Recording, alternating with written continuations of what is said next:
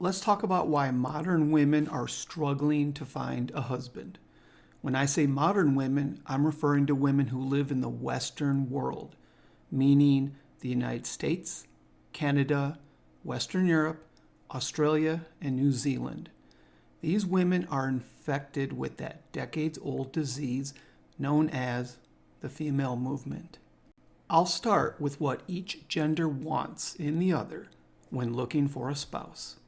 Women want men who have wealth, status, utility, and the ability and desire to solve problems and be good fathers.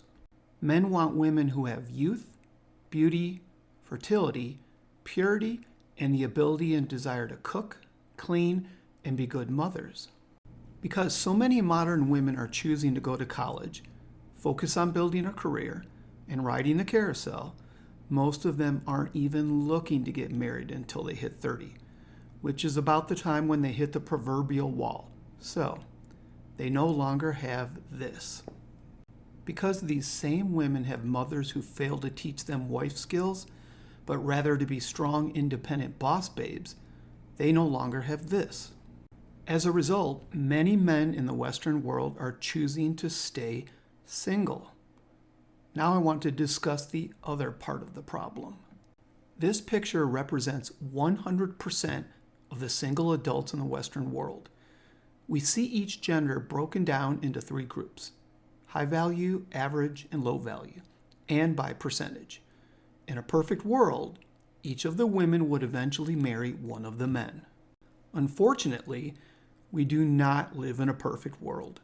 The reality of today, based on what I previously mentioned concerning what women and men want in each other for marriage, is that about half of all of these men no longer want to get married. Out of the 50% remaining, women today only seem to want to marry the high-value men. So, 100% of the women are trying to marry 10% of the men. Houston, we have a mathematical problem. You see, these high-value men are only interested in marrying the high-value women. And because these men have lots of options, expect them to have one or more side chicks, meaning these high-value women might be sharing the men, either knowingly or unknowingly.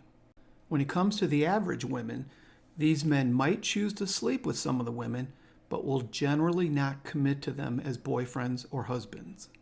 For the women at the bottom, there really is no hope for them. These men will basically have nothing to do with them.